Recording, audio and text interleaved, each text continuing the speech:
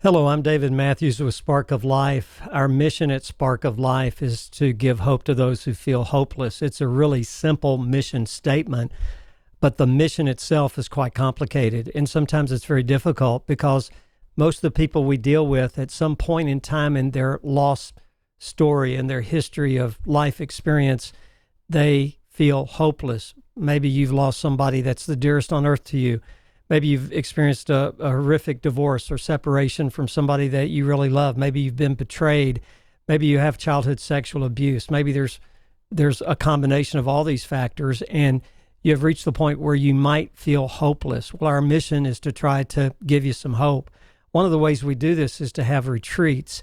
We have both virtual retreats now and in-person retreats. And what retreats do is put you in a group of people that all feel devastated by life. They feel devastated. One would think that's a negative experience, but it really isn't. We've done 108 3.5-day retreats with people from all over the world who have come feeling hopeless to one degree or another. And we have seen time after time people in 3.5 days get to the point of being hopeful. Not that life will ever be the same again after your experience, your loss, but that life can still be good again someday. Not only be good, but be full of joy. And the deal is that if one person can undergo horrific loss, and sometimes losses, and come out through that with a determination to live forward with their pain, not with the unrealistic expectation of getting rid of all their pain and having life be the same again. No, not that, but living forward with their pain, and they're being productive, and they're being purposeful and meaningful in their life, and that they are actually enjoying life again. Can that be possible? And here's kind of the theory. If one person can do it, you can do it. I remember my first skiing trip when my buddy took me to the top of a blue mountain at Winter Park, Colorado. And while my kids and his kids were at bunny school and our wives were at bunny school, he said, "I don't need bunny school. You can learn to ski. I'll teach you," he confidently said. How wrong was he? He was very wrong. We went to the top of the mountain. We're at this blue. I fell off getting off of the ski lift. I caused the whole operation to shut down for about 10 minutes because I'm laying there sprawled, and they had to stop the ski lift because all the ski lifts were bumping into me. It didn't feel good at all. And I remember 4 hours of trying to get up and skiing and falling down and getting dehydrated, and then having the patrol, what do they call it? They come and get you on their snowmobile and strap you in and take you down to the bottom of the mountain into the infirmary where people had broken legs and broken arms and screaming. And here I am. I'm nauseous because I got this altitude sickness or whatever it was. And I thought I had really wasted all the money we had spent on this ski vacation. The next day, he said, "You can do it." We went to the top of the mountain again. I kept falling down. And after about an hour of the second day of skiing, of 5 days, I was about to give up. I felt it was hopeless to learn how to ski. I was already 35 years of age. And then I saw this, must have been a 90-year-old woman ski past me. I'm in the snow and the ice. I can't even move. One of my legs is behind my left leg is behind my right ear, right? One of the arms I see over there about 80 feet away, one of my arms. And I'm exaggerating a little bit. And this lady, she had to be 85 to 90. She skis right past me. And then I see a one-legged person. This is Winter Park, Colorado, 1985. Then another person skis past me who has one leg, just one leg. And this guy skis past me like I'm an idiot, and he can ski with one leg. I have two good legs. Well, I used to, right? And then I see this blind person, sightless person.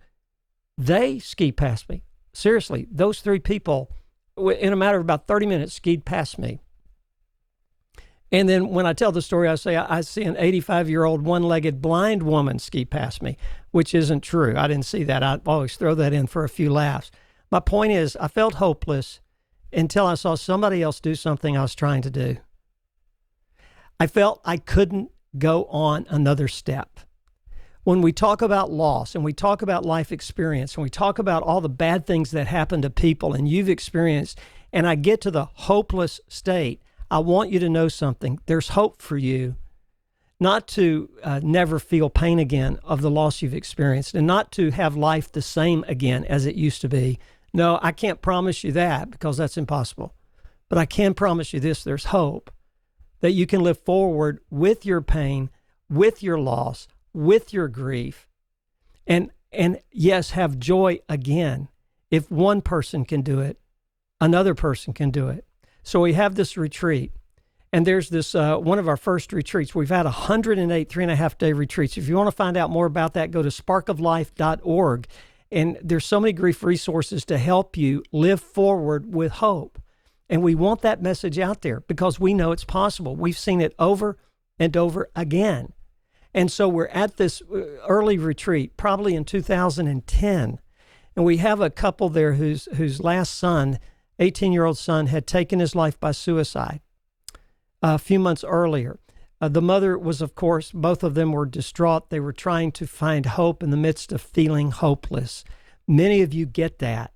And they were despondent. And on Thursday night at our retreat, as everybody's sharing their story, I was, of course, very concerned about this couple, because one of them, the wife, the mom of the kid who had taken his life, she seemed despondent with no hope. Her therapist had cleared her to come to the retreat, and yet she didn't appear to have any hope. There's another woman who had a marriage, a really good marriage of about 35, 40 years, whose husband had died.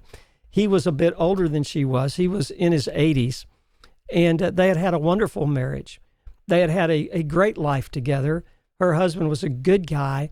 Everything was, if any loss could be positive, that was it. But it still hurt her, of course, because she lost her husband.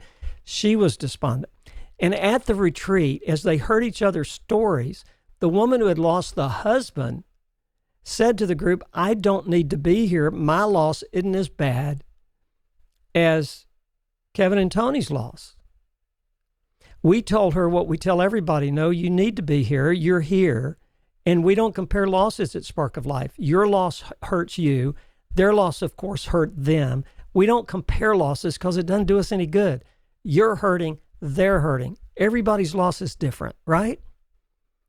By the end of the retreat, the woman who had lost a son to suicide was encouraging the woman who had lost a good husband and a good marriage, who I guess we'd call it a natural loss, right? He was in his 80s. They had had a wonderful life together. Of course, she was hurting. But the woman who had lost an 18-year-old son to suicide was comforting the woman who had lost a husband after a long marriage and a good life with him. Why did I tell you that story? Because being in a group situation, hearing other people's losses, it helps put your loss in perspective to you, and you need to grieve your loss. And we don't compare losses. But part of getting hope is seeing other people and giving help to other people in the midst of your pain. No, you don't start a ministry. You don't start a grief recovery ministry a week after a devastating loss. We're not talking about that. What we're talking about is there's hope. There's hope for you. Then we had one of my favorite guys came to a retreat. He was 6'10". He weighed about 400 pounds. Seriously. He was the biggest human I'd ever been face to face with. He looked a lot like Shaquille O'Neal. It was not Shaquille O'Neal. His name was Willie. His story was that Willie was a night watchman, and he had come home from work at 2 o'clock in the morning one Saturday morning, Friday night, Saturday morning. He was exhausted. His single daughter, who had 3 children, she was a single mom, very tough life. She lived right around the corner from Willie. And at 2 o'clock in the morning, he comes home, he gets a phone call from his daughter, and he sees that it's from his daughter, and he doesn't answer it because he's tired, and he thinks she's going to ask him to keep the 3 kids on Saturday, because she often asks him to do that. He didn't answer the phone. 30 minutes later, he answered the phone because somebody else called, and the calls kept coming. And it was the police department informing him that his daughter had been murdered. She had been murdered about 15 minutes earlier. She had called about 20 minutes earlier, him, and he didn't answer the phone. He listened to her message. Daddy, somebody's trying to break into our house. Come and protect me. But Willie never answered that call, and his daughter had been murdered by the intruder. Willie would have taken him 30 seconds to get to the house. Did I tell you he was a huge man? Did I tell you he was armed, that he had a weapon? Did I tell you that he could have protected his daughter? She would not have died had he answered that phone in his mind. That's all true. True story. Willie comes to a retreat. He doesn't say a word for 2 days. His eyes are spaced out. And then Saturday he starts to say something. And then Sunday at the retreat, we're at the final thing of the retreat. And this video plays. And the video is, we show a 10-minute video. And the video, the speaker speaks about, have you ever felt guilt? You've lost somebody and you didn't do enough to save them from suicide, or you didn't do enough and you're to blame for their death. Have you ever been there? Well, Willie was there. And when the speaker said that, I was looking at Willie and he just started nodding and these big old tears came down his face. He knew what guilt was all about. Maybe you felt guilt, right? And so in the video, when Willie started to cry, we had about 20 people in that room at this retreat, and people started to get up one by one and sit around Willie and grab hold of his arms and hold on to him. The whole group surrounded Willie. They all had losses.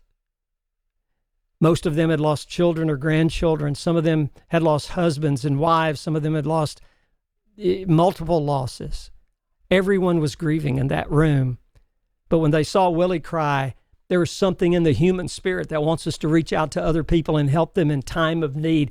They did that with Willie. And as we were leaving that retreat, Willie was hugging everybody, and he comes up to me, and he throws his arm around me, lifts me up. My feet were that far off the ground, literally. And he hugs me, and he called me Mr. David, making me feel older than I am. He said, Mr. David, I want you to know something. I have decided to live forward with hope. To live forward with hope. Willie, who thought he was responsible for the murder of his own daughter, found hope to get up and to live forward. There's always hope. I want you to know there's always hope. And at Spark of Life, our motto is, there is always hope. If you go to our website, sparkoflife.org, you'll find that the title of our website, it says, Welcome to Hope, because we want you to see hope. We want you to see it, that there's hope. Not to get rid of all the pain, not to have life the way it used to be, but hope to live forward with purpose and meaning, and yes, even with joy again. At Spark of Life, go to sparkoflife.org. Come to one of our retreats. Sign up for grief coaching. Take our online course. At Spark of Life, there's always, always hope.